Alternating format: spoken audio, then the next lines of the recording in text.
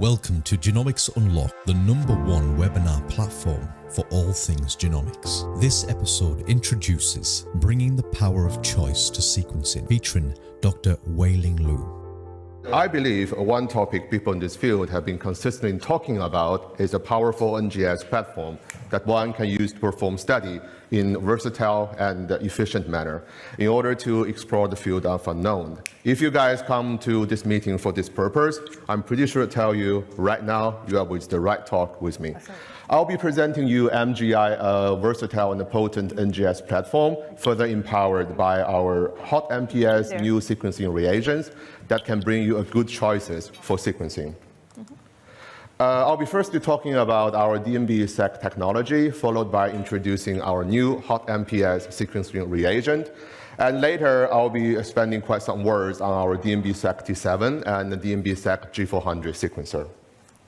So as you can see here, our DNBSEQ G400 was officially launched previously earlier this year. Today, we are officially launching our big and magical guy, DNBSEQ T7, which you can see here, together with our new hot MPS sequence reagents and in combination with DNBSEQ. I'll also showcase several application studies to give you guys impression on data quality and what kind of application you can apply on these two devices. More importantly, throughout my presentation, I will pinpoint the uniqueness of the combination of the three things within one system. So basically, sequencer, our hot MPS reagent, and our DNBSEQ. I'll be firstly talking about our unique MGI DNB nanoball sequencing technology, also called DNBSEQ. As you probably know that at MGI, we apply single-stranded DNA as a library rather than double-stranded linear DNA. When talking about sequencing, the first step we do is basically convert this single-stranded circular DNA library, like such a Weilin ball structure, so-called DNB nanoballs, or DNBs, by a process called rolling circle replications, as you can see in this video, starting with single-stranded circular DNA, enzyme bonds, and to make a full round replication to make one copy. So after each round, it makes one new copy that incorporated into growing DNB nanoballs, and they repeat hundreds times. This is a controlled enzymatic reaction with high precisivity and high fidelity. So what is DNB? DNB is long and continuous single-stranded DNA strand containing repeated unique sequence to be mapped. Average speaking, in our case, each DNB carries about 300 to 500 copies per original template. While you put those DNBs on the flow cell, those hundreds of copies present in one DNB can get your signal amplified and to be sufficiently detected by sequencer. Why we apply DNBs rather than doing conventional PCR amplification? The answer is quite obvious when you compare these left and right figures, because it's well known that error could be generated and further get amplified in your final sample pool or product pool. In that case, you cannot distinguish whether it's a mutation or an error. But when you check our case, DNBSEQ technology combined with rolling circle replication, those hundreds of copies that present in one DNB nanoball are direct copies of the original template. Remember the previous video I just showed you? Enzyme only binds to the single-stranded circular DNA and makes rounds of replication. So yeah, to make a long story short, our DNBSEQ technology has a low amplification error accumulation with low amplification bias, and moreover, the enzyme we use has the highest fidelity among other known enzymes. And once again, it's a controlled rolling circle replication, not amplification. And all the copy numbers in one DNB nanoballs are the original, let's say, direct copies of the original SS circular DNA. So one benefit, or let's say advantage of using DNBSEQ technology is basically to significantly suppress the index hopping rate, as you can see here, to a very low level. Also at the very low level of the screen, of course, ranging from 0.01% to 0.004%. So index hopping is a kind of common problem when you apply conventional sequencing platform. I guess you guys all experience such a problem due to the misintegration of indices to wrong sample pools. So this will lead to a fraction of your samples labeled by wrong code wrong barcode, leading to reduction in the multiplexing rate, and also reduce your total sample utilization rate. But this phenomenon is actually significantly suppressed by our DNBSEQ technology due to the nature I just presented. And even though there is one or few, let's say, misalignment after rolling circle replication, this wrong one could be corrected by the presence of the correct ones within one DNB. On flow cell, you won't see the wrong signal because simply the wrong one is overrun by the right one, which is 100 times stronger. So in general, we say that our DNBSEQ technology can significantly reduce index hopping and also to decrease duplication rate. And moreover, it shows increased accuracy and sensitivity in detecting SNP and indel. Our DNBSEQ technology is further supported by MGI pattern array flow cell. Before I dive into more details, I want to show you this short video to show how DNB are loaded on a flow cell. So DNB are floating through a flow cell, captured by each spot by gravity, molecular force, electron charge interaction, and more importantly, flattened by so-called DNB embedding to further reinforce its attachment to flow cell, and more importantly, to facilitate the downstream sequencing processes. In comparison with a random array, we believe our MGI patent nano array can minimize the signal cross interaction, and we also apply a combination of optimized design to figure out optimized spacing and optimize the spot size together with the protein embedding to ensure 1 DNB nanoball per spot. Additionally, we also apply high density flow cell in order to increase the utilization rate.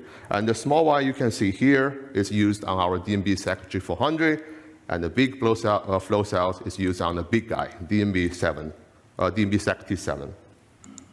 Here comes our new hot MPS sequencing reagents in 2022. At MGI, we never stop innovation. We have been made several major improvements on our hot MPS sequencing chemistry, as you can see here, including using engineered DNA polymerase to incorporate DNTP in more efficient and high fidelity manner. And moreover, we also use, let's say, modified linker and modified blocker H to efficiently remove fluorescence and 3-end blockage in more, let's say, to make sure that every cycle goes in a rapid and efficient way.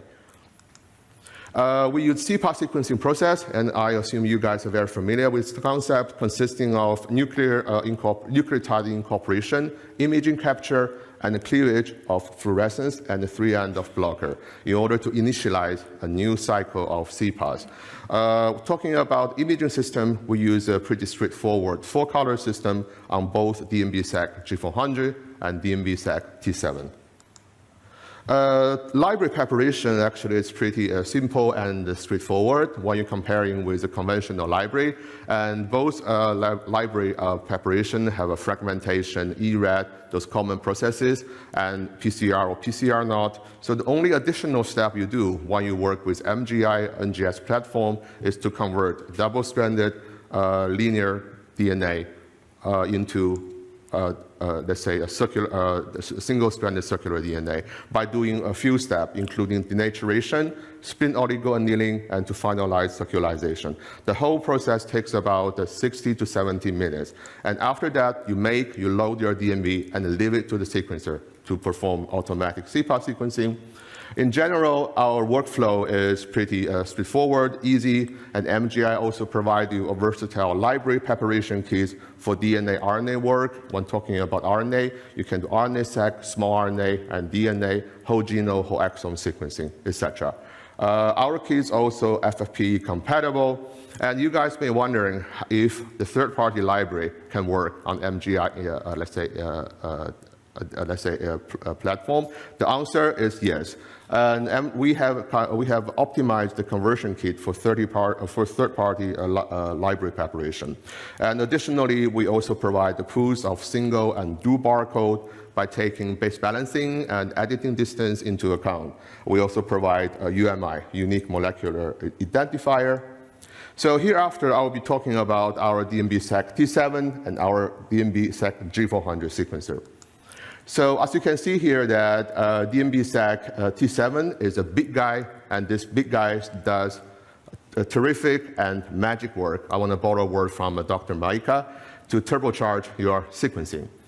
When talking about the speed, DNBSEQ T7 can accomplish a PE100 sequencing by using our new HotMPS sequencing reagent within 22 hours. So it's way faster than Emory sequencers in the current market. And more importantly, flexibility. It has high flexibility. You can either run 1 or 4 flow cells at a time. It's also user-friendly, featured by the monitor over there. You just poke, and set up everything there. Additionally, DNBSEQ T7 also provides you a pause resume function. So in order to want to double check, you forget something, you can always use this function at certain step of sequencing. And talking about, let's say, data throughput capacity, I would say that the DNBSEQ T7 is a revolutionary sequencer. Based on P100, it can produce 1 to 4 terabytes per day, and one flow cell in general can produce 5,000 milliarrays. And what I like the best about DNBSEQ T7 is advanced and innovative mechanical design to enable T7 to manage multi-thread workflow in order to handle 4 flow cells in kind of sequential and seamless manner without any additional unnecessary waiting step. And data quality-wise speaking, our DNBSEQ in average, we have a full confidence to show that have a Q30 value higher than 85. Of course, we can easily go beyond to 95. It also depends on the data, let's say, sample quality and application. And based on this list of features, well, basically T7 can do a lot of things in your work, in your lab, in your group, including WGS and deep WES, transcriptome, and different oncology panels, and of course, stereomics. So here's a bit closer look at the instrument setup of DNBSEQ T7. Once again, it's featured by a 20-inch touchscreen. You can set up all your sequencing parameters there and monitor your sequencing run. Each DNBSEQ T7 has one single board computer and a base call server. And this inlet is the place where you can load your flow cells. This shiny twisted DNA lamp is your sequencing indicator. You can load the maximum 4 sequencing cartridges at this cold compartment, additionally with 4 other cartridges for washing and maintenance at room temperature compartment. And all the, let's say, cartridges, chemicals, and the flow cells are scanned automatically by this RFID scanner. Additionally, we also apply a higher density flow cell, which is about 20% higher than a regular flow cell. What I also like about the DNBSEQ T7 is it's a quad flow cell stage. So basically, it can put the flow cells which are during incubation or waiting step at this stage. Meanwhile, busy with other flow cells with CPAS, imaging, and washing. It also has very advanced imaging design to enable continuous and high throughput scanning. And furthermore, DNB-T7 has improved fluidic, let's say, design featured by this double pump, double rotary valve system. So when you open the chamber here, you will see 4 sets of this double pump and double rotary valve system. Each set is meant for each sequencing unit, so in total 4. Fluid is driven by positive pressure. And additionally, DNB-SEQ T7 has an efficient mechanic design. For instance, this double gripper that can handle 2 flow cells simultaneously. So another advantage of the DNB-SEQ T7 system is that flow cell can be loaded automatically by the device you can see in the middle, MGI-DL T7. You can load 2 flow cells at different times, or in other words, 2 independent loading sites, and once again, set up everything by using this smaller screen, and things are scanned automatically. So here is a bit closer look at the flow cell loading system. So once again, you can load 1 or 4 flow cells without any waiting. Another thing I want to highlight is that DNB-SEQ T7 has this automatic flow cell disposing system. So once sequence is finished at 1 flow cell, this flow cell will be automatically disposed at a certain place in DNB T7 so that you can immediately load 1 new flow cell to run. So by having such automatic disposing system, basically DNB-SEQ T7 can work in 24/7 manner. But make sure you take a proper break during the weekend to get recharged for the huge amount of data you get next week. This table basically summarizes the main application of DNBSEQ T7 and also the data throughput capacity based on one flow cell using P100 sequencing strategy and new hot MPS. So ranging from WGS, WES, RNA-seq, different oncology panels, and StereoSeq. Let's say when using WGS as example, assuming you have 100 gigabase per sample, you can process 12 samples by using one flow cell.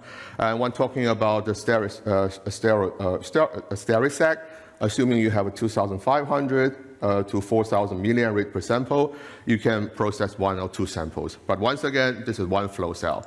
So imagine you run 4 flow cells at a time. So the amount of data and the throughput capacity in your lab, in your group, will be skyrocketing.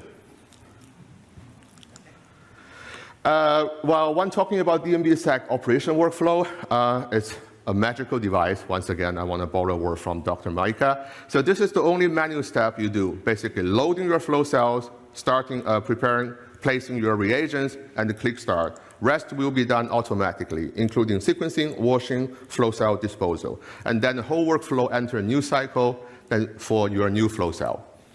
Once again, DNBSEQ T7 can generate more data, then you guys have more time for coffee and discussion. So here I want to present you once again our DNBSEQ G400. It's a versatile benchtop sequencer. It's smaller, but small guys, also that's perfect work. Featured by high speed, high flexibility, and also high data output and quality, and of course, very versatile applications. When talking about speed, DNBSEQ G400 can process SE50, dual flow cell run, 2 flow cells simultaneously using hot MPS within 16 hours, from bench DNB making to final FASTQ result. It would also give customers with a high flexibility. You can choose to use one flow cell or run 2 flow cells simultaneously. We also have a special design, our flow cell. Talking about the large one large flow cell has 4 separate lanes. So you can load your sample individually by manual loading.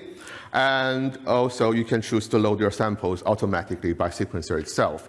DNBSEQ G400 not only provide you a high data throughput, but also with a flexible range, ranging from 75 to 720 gigabase per run, depending on how many lanes, how many flow cells you use. When talking about, let's say, a 1 lane in average, it generates 450 million base, million rate, and 4 lanes in total is 1,800 million rate. If you run 2 flow cells, this number is doubled to 3,600 million rate. If you think, okay, I don't need that high amount of data output, you can choose to use our small flow cells, which has 2 lanes and give you a range of 300 to 550 million rate. It will be available soon, later this year. And data quality-wise speaking, we have a full confidence once again to show you DNBSEQ G400 in average Q30 value is higher than 85. But once again, depending on application and your input quality.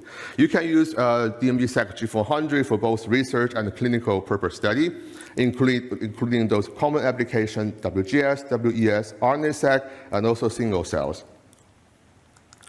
So this table summarizes the main application of DNBSEQ G400 and its throughput capacity while using P100 hot MPS as example, including WGS, WES, different cancer panels, and also you can perform single-cell RNA-seq by using DNBSEQ G400. Assuming you have 5,000 cells and you want to reach 100K read per cell, roughly about 100 gigabase per sample. By using one flow cell, you can process 4 samples, and this number is doubled when you perform 2 flow cells. I think you guys have kind of noticed this cover page story from the most recent science issues, let's say to show this axolotls brain regeneration mechanism study performed by BGI by using MGI single-cell StereoSeq NGS platform. A lot of amazing figures, data there. If you haven't read it, please have a look. I want to use this slide to basically summarize my talk to show you that MGI not only provides you a high-throughput sequencer, T7 G400, more importantly, like Dr. Matthew mentioned, MGI can also fully automate your sample extraction, library preparation by using our high-throughput liquid handler MGISP 960 and MGISP 100, and the flow cell can be loaded automatically when you work with T7 system. And more importantly, when talking about the bioinformatic analysis, we provide you a versatile of data processor and different work pipelines, and to basically facilitate and make your analysis as liquidative as possible. So here I want to show some applications to give you guys impression on data quality using PE100 sequencing and hot MPS. The first data is from DNBSEQ T7 performance on either WGS PCR or PCR-free using human cell lines, and the data are summarized in this table. So the middle one is PCR, and the one on your right, is PCR-free.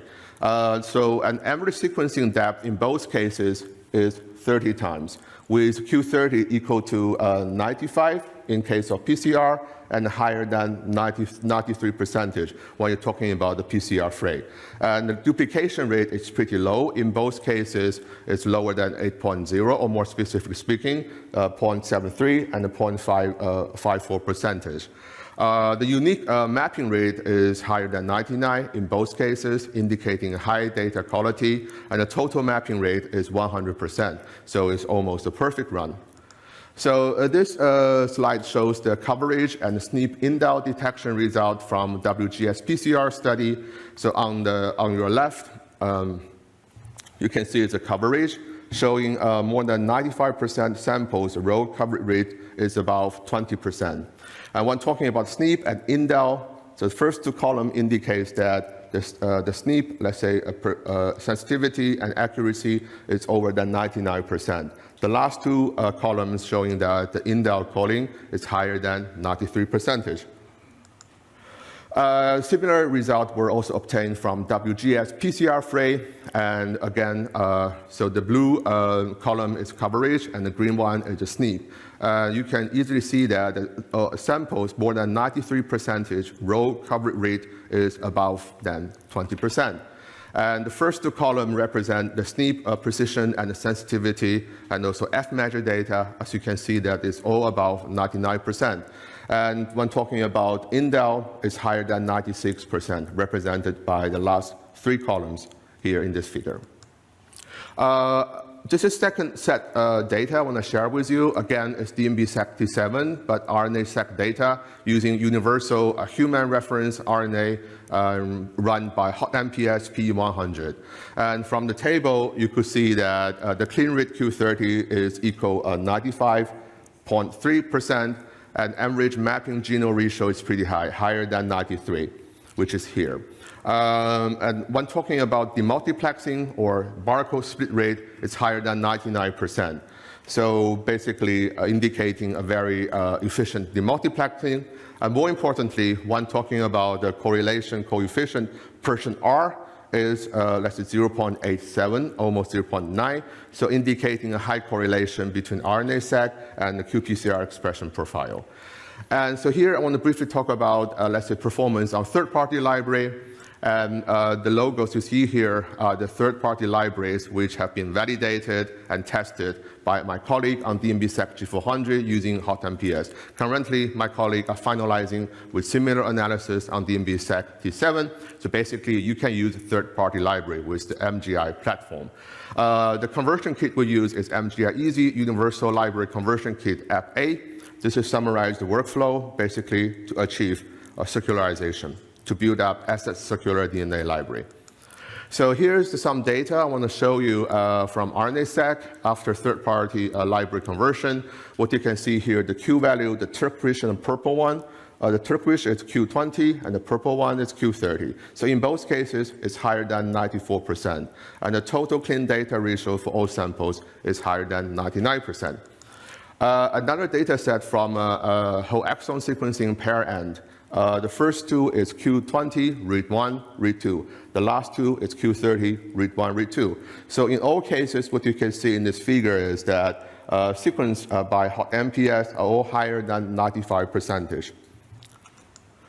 Okay, so here I want to summarize my talk by basically show you guys that the DNBSEQ T7 and DNBSEQ G400 in combination with our hot MPS and DNBSEQ technology can provide you with a high speed, high yield, high quality data with high flexibility. More importantly, we can achieve high automation not only on sequencing step itself, but also upstream, downstream, sample preparation, data analysis. And you guys may be wondering why I'm not talking about P150. My colleague at R&D are busy with finalizing its test on DNBSEQ T7, G400, will be available in the coming months this year. Users' voice, speak way stronger and louder than what I'm presenting here. So here are some references from our dearest customers and also collaborators. And the first one is from Professor Seth Murray from University of Debrecen, highlighting the combination of the DNBSEQ G400 hot MPS is suitable for global transcriptome profiling, and the cost is low. And Professor Seth Murray will be also giving a talk to show more details on his data studies in this session later.